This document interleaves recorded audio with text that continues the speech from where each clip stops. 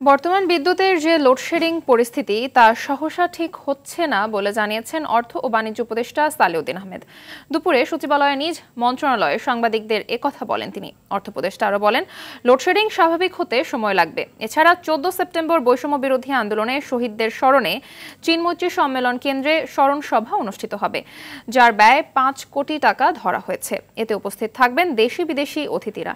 ওই স্মরণ সভায় শহীদ পরিবারের কারা কারা উপস্থিত থাকবেন তা তথ্য উপদেষ্টা নির্ধারণ করবেন বলে জানান তিনি।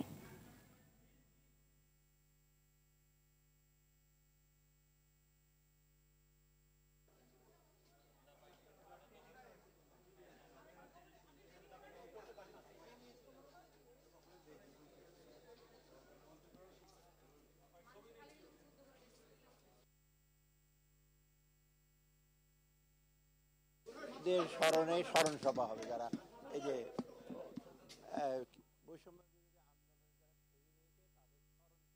বিদ্যুতের ব্যাপারে, বিদ্যুতের জ্বালানির ব্যাপারে আলাদাভাবে যে প্রপোজালগুলো আসছে আমাদের কাছে, ইভেন এলএনজি ইম্পোর্ট বা অন্যান্য জ্বালানি, যে সেগুলো আমরা কোনো ব্যাপারে এগুলো আটকাচ্ছি না। সার, কীটনাশক, তারপরে আপনার এই অন্যান্য যে খুব ইম্পর্টেন্ট জিনিসগুলো, যেগুলো আমরা সবসময় এগুলো আমরা অ্যাপ্রুভ করে দিচ্ছি। বিদ্যুৎ তো স্বাভাবিক একটু সময় লাগবে, স্বাভাবিক হওয়ার চেষ্টা করা হচ্ছে। তাই